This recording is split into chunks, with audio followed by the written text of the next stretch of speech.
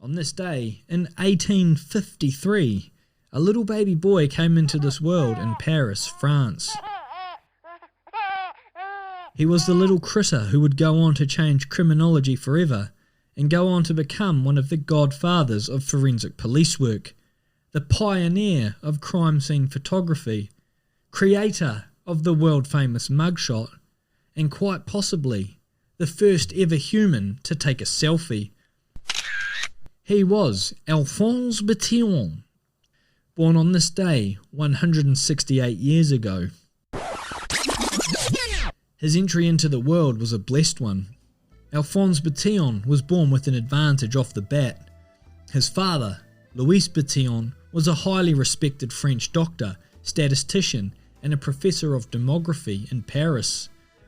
Not only was Fonzie born into a wealthy and respected family, but he had come from a gene pool of intelligence. His older brother, Jacques, was also a smart medical physician who followed on in his father's footsteps as a French statistician and demographer, going so far as to write a book in 1880 titled La Statistique Humaine et Française. However, things weren't so easy for young Fonzie coming up through the world at a young age. When he was just 13 years old, his mother died at the age of just 34. This undoubtedly would have had a profound effect on the adolescent Bertillon as he was entering his teenage years, and may very well have had an influence on his characteristics as a person. Although he was gifted with intelligence and had a personality type that liked structure and things to have a place, he was not a hard worker, didn't speak a lot, was socially awkward, and was extremely eccentric, often being the subject of a sideways look or a confused sneer between his peers. After he was expelled from the prestigious Lycée Impérial de Versailles, where he'd been failing at his medical studies, his disappointed father forced him to go out into the real world and fend for himself. He set off to Great Britain for a couple of years, where he worked in a couple of dead-end jobs, before returning to France in 1875, where he was conscripted into the French army. At the age of 26, Fonzie had completed his military service and was discharged from the army. During his years of service, he acquired no formal education or gathered no technical skills at all to help him out with future employment opportunities. Luckily for the Fonz though, his respected father, who was still disappointed and embarrassed by his youngest son's failures and lack of achievements in life, managed to pull a few strings and secured him a job at Le Paris Préfecture de Police, the Paris Police Prefecture. He wouldn't be donning a police uniform and strapping a baton to his side to go out and tackle crime of the Belle Epoque era head on, however.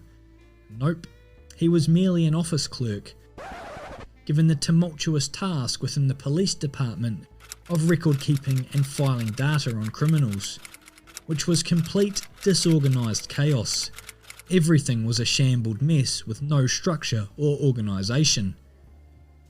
Fonzie was tasked with finding all the arrest records, photos and background checks of a suspect and creating an individual file for that offender. It was time-consuming, mind-numbing work, the equivalence today of finding individual files on your computer and copying and pasting over and over again. Except the Fonz had to scrounge through over 4 million paper record files and handwrite the data manually. On top of that, there were some 80,000 photos of offenders that needed sorting through and aligning to records. Wow! The French police had started capturing photos of offenders in the mid-1840s, almost 2 decades after their fellow countryman, Joseph Nicephore Niepce, first cracked the centuries-old puzzle of capturing an image and putting it onto a print in 1826. The photos and records back then were known as rogue galleries. However, there were major flaws with the photographing and filing system. Images were taken in different lights, from different angles and distances, and the recidivist criminals or repeat offenders could easily beat the system by contorting their faces, growing or cutting their hair, or by quite simply changing their names. It was nothing even a smidgen close to what it is today, where fingerprinting and DNA goes into an advanced technological database that works at high speed from clicks of a keyboard. In 1879, DNA was still over a century away from being discovered, and fingerprinting, although it had been around for some time, was still over 20 years away from being formally adopted by the police as a means of capturing the identification of a criminal. Some recidivist criminals would often have 3 or 4 or even more arrest records, each with a different name. Even when their photo had been taken and attached to their previous record, everything was put into order alphabetically. So a simple name change at a time when people didn't carry a driver's license or hold any form of ID meant that the police had no way of checking through the files when an offender repeated a crime. Fonzie was irritated by the mess. His mind boggled at how there wasn't a more sophisticated system of keeping tabs on criminals by now. I mean, sheesh, it was 1879 for goodness sakes. He decided a new filing system should be devised. A system where the cunning criminals could not easily evade charges for repeat offences. His outlandish and ordered personality type, coupled with the knowledge gained from his father on anthropology, which literally comes from the Greek language meaning anthropos, human, and metron, measure, human measure, would soon propel him forward, but it wouldn't come easy. Bertillon suggested that every individual was unique, and every adult has characteristics that could not be changed or distorted. He believed that it would be virtually impossible for somebody to have the exact same proportions when it came to body measurements. He theorised that if 11 unique measurements were taken of an individual, then the odds of those measurements being identical on another person would be 4 million to 1, near on impossible. So armed with a tape measure, calipers and other tools that had belonged to his father, Fonzie began collecting data from the arrested offenders. Much to the amusement of his fellow workers and police officers at the station, and much to the bemusement of the arrested offenders, he began his experiment by collecting physical measurements of all those who had been brought in for processing. He measured the head circumference, length of arms, fingers and feet, the size of ears, the height of the person standing as well as sitting, and the width of the head between the cheekbones. The socially awkward Bertillon, who was already strange in the eyes of his peers, had become something of a laughingstock around the station whilst conducting his experiments. After 4.5 months on the job, Fonzie, armed with all the data from his experiments, wrote a report to Louis Andrieu, the chief of police.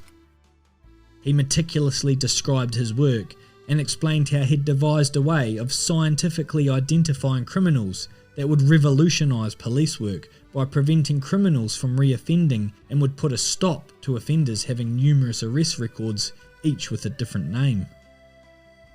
But Andrieu was relatively new on the job, and he hadn't gained the position from hard work and knowledge coming up through the ranks. He'd merely obtained his position as the chief of police through family ties and political influence.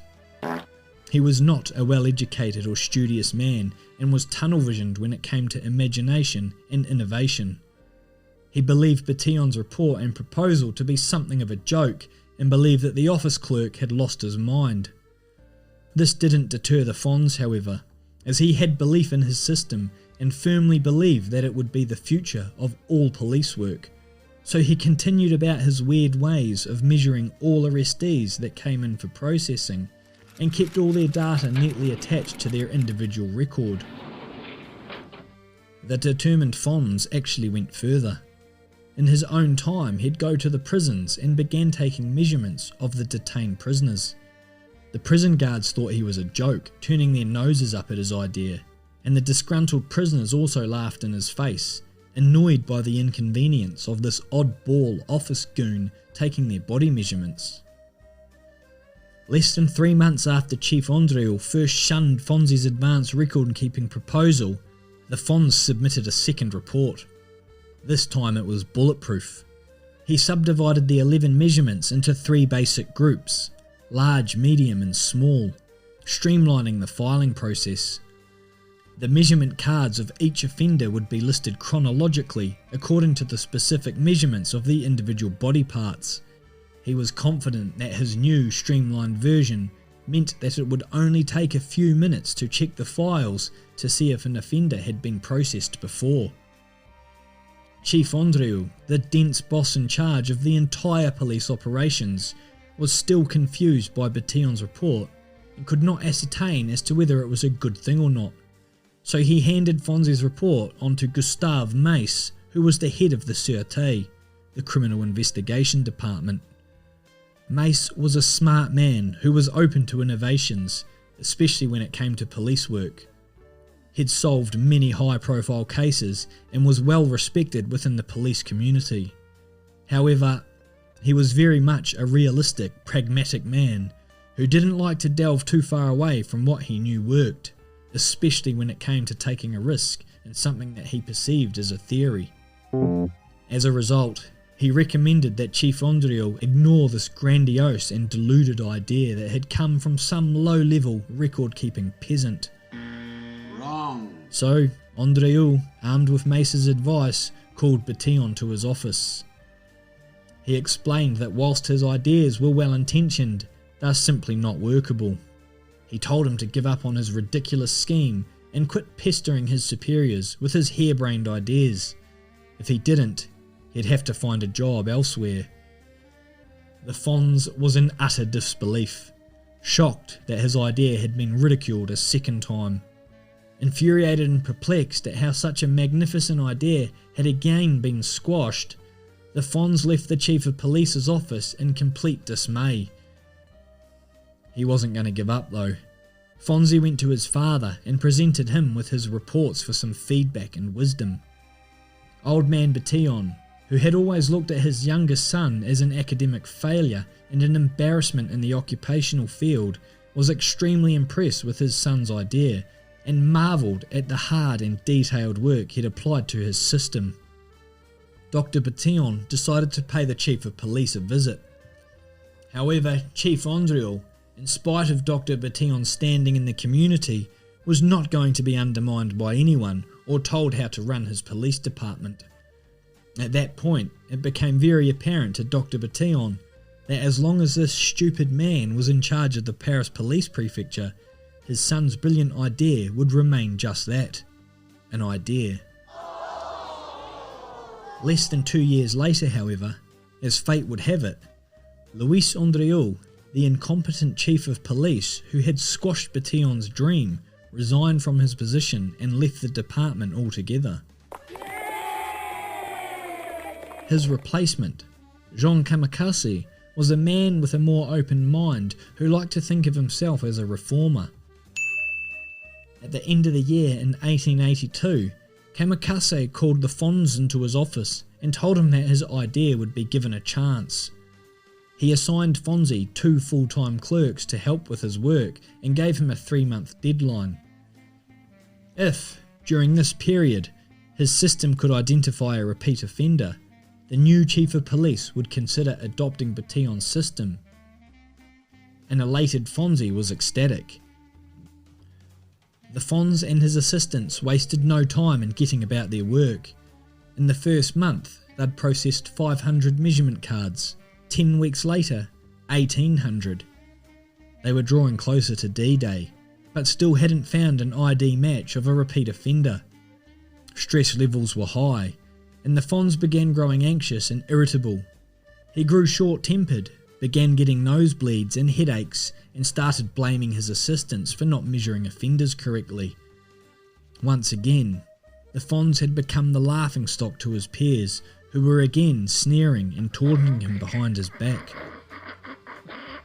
Not believing he could trust his assistants to do the job correctly, Bertillon began taking his work home with him every night.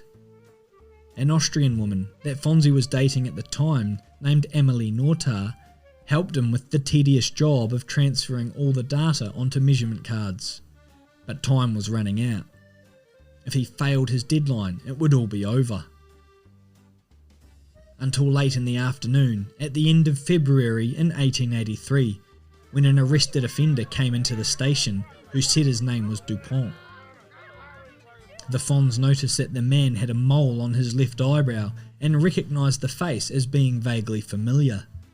Excitement flushed through Fonzie's system as the possibility of having measured this man before seemed a reality. He rushed to the filing cabinet. Dupont had a medium-sized head, therefore he only needed to search the middle third of the cabinet. The width of Dupont's melon narrowed the number of drawers to be searched to 9, the length of his middle finger to 3, and finally the length of his pinky to 1. There were about 50 cards filed in there. After searching through the record cards, the Fonz found a card of a man named Martin who had been arrested the year before for theft. Every measurement was identical. Dupont insisted that there must have been some kind of clerical mistake, but Bertillon wasn't having it and pressured Dupont. Eventually he cracked and admitted that he was in fact a repeat offender, and that his name was neither Martin nor Dupont. Bertillon's system had proved itself. He rushed to his desk and wrote a detailed report of the historical criminal identification feat, which he then presented to the chief of police. He then closed up for the day and went to his girlfriend's house to share the exciting news. After that, he went to visit his ailing father and proudly informed him of his system's success. It's fortunate that his system worked when it did, because Dr. Bertillon passed away just a few days later. The offender ID system in the Martin Dupont case attracted very little local attention, only making the back pages of a handful of local papers. But the important thing was that Chief Kamikaze now allowed Bertillon's identification and filing program to be adopted permanently. On top of that, several more clerical workers would be assigned to the measurements team of the police department, and Bertillon would be given an office space to be permanently set up as the Identification Bureau. In the next 6 months, as Fonzie's office processed criminals, 50 more recidivist criminals were identified. His system had validated itself and was proving to be both beneficial and successful. The extra confidence Fonzie grew in his work life must have carried over into his private life, because he proposed to Emily Nortar, his partner in crime, who was more than willing to oblige. By the end of the following year, in 1884, more than 10,000 arrestees had been measured, and some 240 previously arrested offenders had been positively identified using Fonzie's system, with no two people sharing the exact same set of body measurements. The new system had made headlines all over the country and was starting to attract global attention. The status of Alphonse Bertillon had grown, and he was now on his way to becoming something of a celebrity. During that same year, the head of the Sûreté, Gustave Mace, who had ridiculed Bertillon's system and vocally criticised his pipe dream of an idea, resigned from his position. With Mace's departure, better relations were formed between the detectives from the Sûreté and Bertillon's office. The Paris police prefecture was thriving. With his newfound respect and acceptance around the station, detectives began including Fonzie into their works. In 1885, a badly decomposed body washed up on the banks of the Marne River with a bullet hole in its chest. Detectives were unable to identify the victim due to the advanced state of decomposition that the body was found in. They called in the Fonz to take some measurements, but the body was in such bad shape that he could only make 5. Nevertheless, those 5 measurements were enough to identify him as a man who had been arrested almost 2 years earlier for assault. This information helped detectives track down the killer who had shot the man over an unpaid debt. After this, Bertillon was regularly called to the morgue to assist with identifying human remains. His proven system eventually spanned out and was adopted by Great Britain, America, and the world afar. International heads of police would come to Paris to be educated on Fonzie's measuring system, which was now known as Bertillonage. In 1888, the Fonzie created what he is most widely known for today, and for what will forever be his eternal legacy, when he standardised the criminal photographing system and invented the MUGSHOT.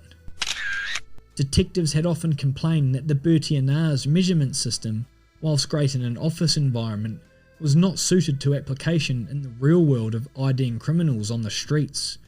And although criminals would regularly have their photos taken, it was still difficult to make a positive ID of a criminal due to the vast inconsistencies in the quality of the photos. So being the innovative and intelligent man that he was, Fonzie went about doing some further experiments. He set up a camera with proper lighting and set the focal point of the lens to capture a close-up of a person's face and chest area. Next, he would take a side-on profile photo to capture the detail of the ears, nose and jawline features. It was here that Bertillon became part of the experiment, capturing images of himself whilst he fine-tuned the lighting, focal distances and angles, quite possibly being one of the first ever people in the world to take a selfie. After all was said and done, Alphonse Bertillon had created the world-famous MUGSHOT as we know it today. As word on the Parisian streets spread of the new criminal processing and photographing system that was being used, the slang term for being arrested was coined "giving a smile" for the Bertillon studio. Fonzie's photographing expertise did not end with the MUGSHOT. One of his other important contributions to forensics was the systematic use of photography to document crime scenes and evidence.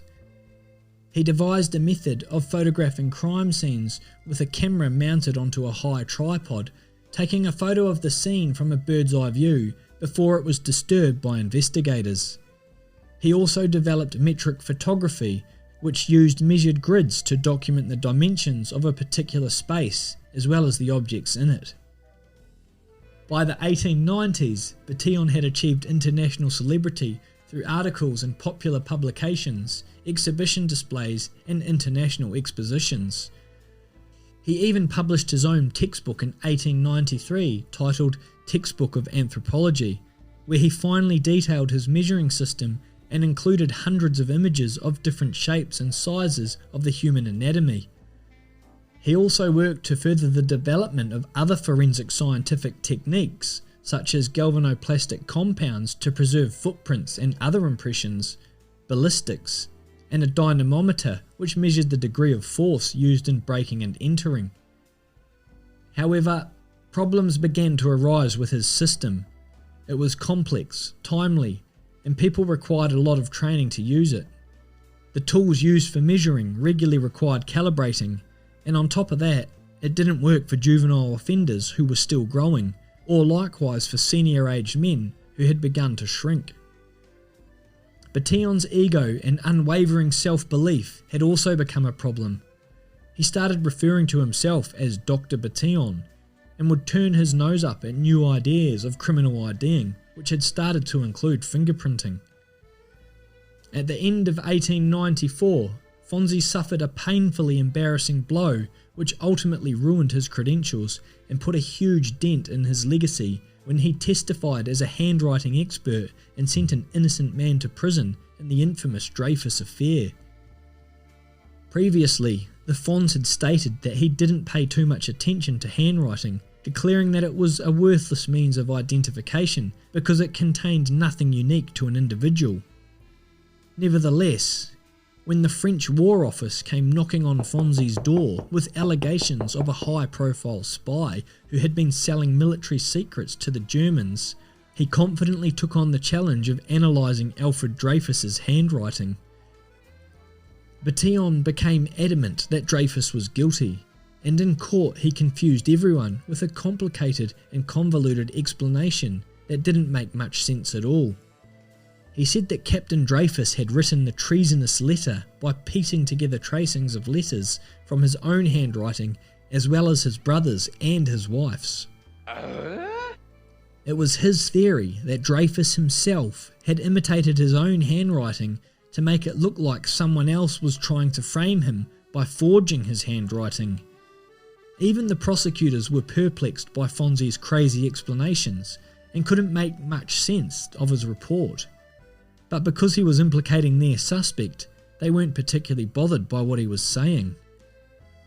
Without a single shred of concrete evidence to condemn him, Captain Dreyfus was found guilty and sentenced to a life in prison at the notorious Devil's Island penal colony.